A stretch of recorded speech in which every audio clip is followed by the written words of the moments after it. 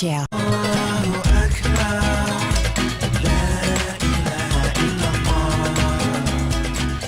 Baik pemirsa, ya aku penasaran nih tentang yang kamu bilang tadi. Aku mengenal Islam. Iya, akhirnya aku masuk Islam. Maksudnya ini kisah mu'alaf ya? Kisah seorang mu'alaf yang sangat menarik sekali. Jadi kisahnya beliau itu sempat mendapatkan mimpi selama setahun. Oh Masya Allah. Mimpinya Karena kenapa? mendapat hidayah gitu ya? Mendapat hidayah lewat mimpi. Tapi seperti apa dan siapakah yang beliau mimpikan? Langsung aja kita saksikan. Ini dia beritanya.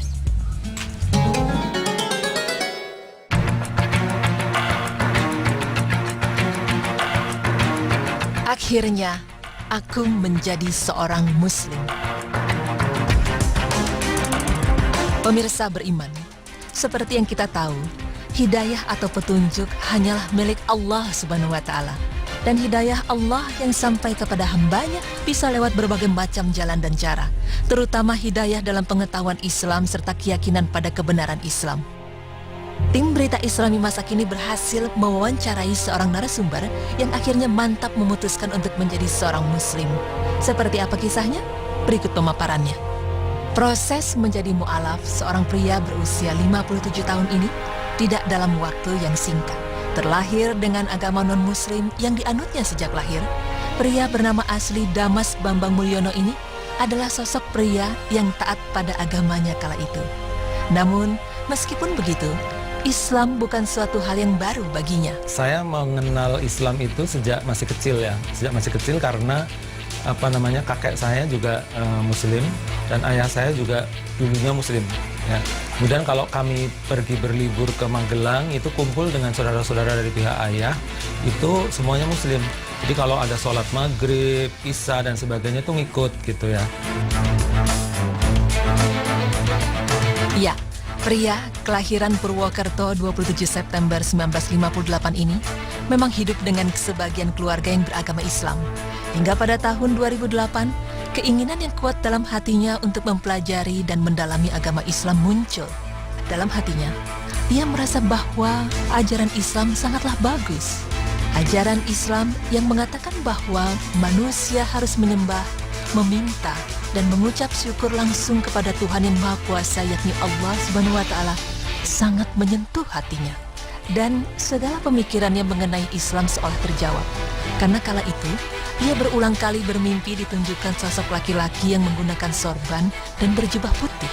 Mimpi bertemu dengan seseorang, kalau wujudnya sih kayak Pangeran Diponegoro gitu, ada sorbannya, ada jubah putihnya gitu ya.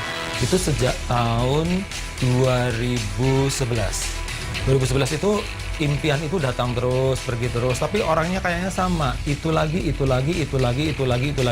Cuman wajahnya itu nggak begitu jelas gitu ya, siapakah beliau. Nah sampai pada suatu ketika saya nonton televisi, berita-berita tentang sesuatu dan lain hal, ya katakanlah itu semacam unjuk rasa gitu ya. Kemudian saya melihat ada seorang tokoh, lah ini yang saya lihat di mimpi gitu. Dan ternyata beliau adalah Habib Rizik.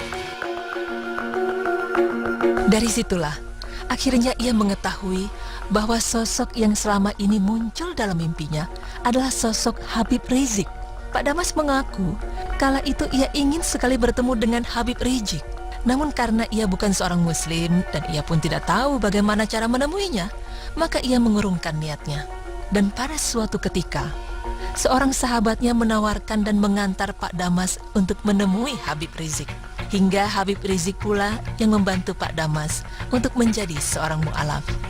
10 November tahun 2014, saya masuk resmi menjadi Islam, menjadi Muslim, itu dengan tuntunan oleh Habib Rizik. Dan sampai sekarang, beliau adalah guru saya. Proses panjang menuju mu'alaf dirasakan dengan indah oleh Pak Damas. Ia mengaku sama sekali tidak ada paksaan dari manapun terhadapnya untuk memeluk Islam. Pak Damas juga bercerita kepada tim Berita Islami masa kini bahwa hal yang membuatnya begitu yakin untuk menjadi seorang Muslim adalah keinginannya untuk sholat. Ia juga merasa bahwa setiap kali mendengar azan, kepada tim Berita Islami masa kini bahwa hal yang membuatnya begitu yakin untuk menjadi seorang Muslim adalah keinginannya untuk sholat. Ia juga merasa bahwa setiap kali mendengar azan, ia selalu ingin berazan seperti para muazin. Tidak hanya itu, Keyakinan dalam dirinya untuk menjadi seorang muslim sebenarnya sudah ditandai dengan adanya hadiah yang ia terima dari Kedutaan Besar Iran di Indonesia. Ya, pada suatu ketika saya mendapat hadiah, ini mungkin merupakan sebuah tanda ya, dari Duta Besar Iran di Indonesia, itu kitab suci Al-Quran gitu. Dan itu terjadinya malah sebelum tahun 2000. Dan itu amazing. Itu saya bilang, Pak Duta Besar, beliau, apakah Anda tahu bahwa saya bukan muslim? Gitu. Oh, saya tahu, justru karena itulah saya memberikan hadiah ini. Simpan baik-baik karena pada suatu ketika Anda memerlukan. Lalu, adakah kesulitan yang ia hadapi untuk menjadi seorang muslim? Mungkin ya karena saya nanti lalu berpikir gitu, waduh saya harus mempelajari Al-Quran dan tentu saja dengan bahasa yang bukan bahasa Indonesia gitu pasti ya. Doa-doanya juga kebanyakan bukan bahasa Indonesia walaupun ada terjemahannya gitu ya.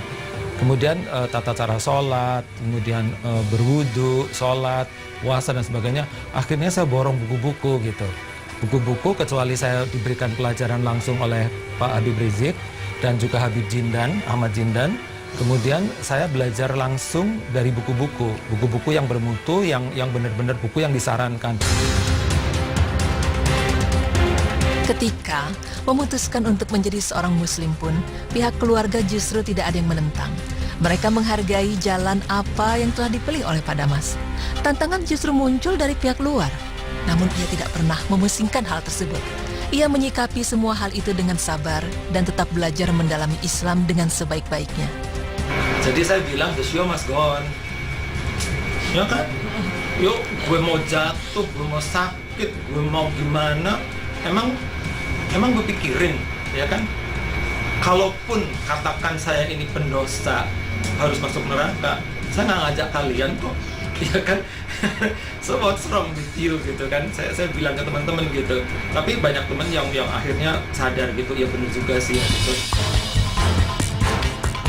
Pak Damas juga merasa bahwa baginya Islam adalah jalan yang paling baik untuk menuju kebenaran. Yang paling terasa di dalam diri saya karena saya mendalami agama lain sebelum ini, itu bahwa Islam itu menuju kepada Tuhan Yang Maha Kuasa itu secara langsung. Artinya kalau kamu mau menyembah Allah, ya Allah itu Rabb Arsy yang Maha Mulia gitu kan. Tapi kalau kamu melalui perantara, ya itu namanya bukan Islam gitu ya.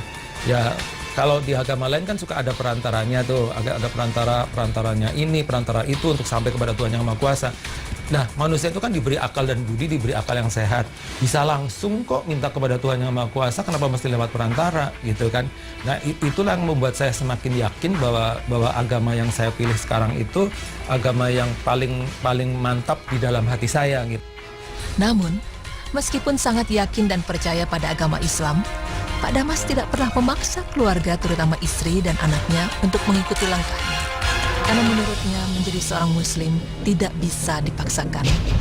Meskipun dalam hati kecil ia ingin anak dan istrinya mengikuti langkahnya, ia hanya bisa bermunajat dan meminta kepada Allah agar Allah juga memberikan hidayah bagi keluarganya.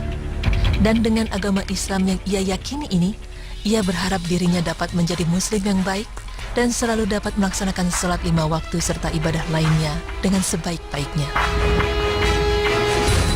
Kalau kita menjalankan ibadah agama kita dengan baik, sholatnya nggak bolong-bolong, ya kan, zikirnya kuat, ya kan, itu kan pasti akan mempunyai pikiran yang lebih tenang, lebih kalem, perjalanan hidupnya itu lebih teratur. Nah, saya kepingin yang seperti itu untuk masa yang akan datang. Masya Allah, pemirsa beriman, itulah tadi kisah seorang pria dengan hidayah dari Allah Subhanahu wa Ta'ala, menjadi begitu yakin untuk memeluk agama Islam. Proses panjang yang dialaminya sebelum menjadi mu'alaf tidak melemahkan semangatnya untuk tetap mencari kebenaran dalam hatinya, hingga akhirnya ia begitu yakin untuk menjadi seorang muslim. Semoga kisah tadi dapat kita ambil hikmahnya dan dapat meningkatkan keimanan kita kepada Allah Subhanahu wa Ta'ala. Amin ya rabbal alamin.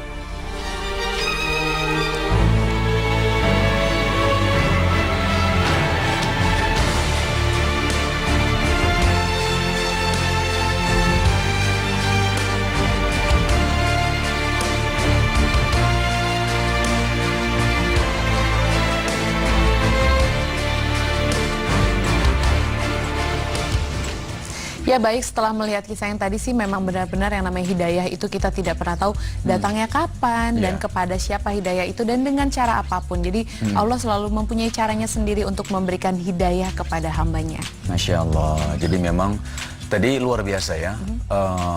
Pak Bambang gitu ya. Pak Bambang ini memang luar biasa karena apa? Tadi kita lihat kisahnya beliau ketika beliau sudah masuk Islam ya, sudah masuk Islam, beliau bagaimana luar biasa sekali untuk menuntut ilmu.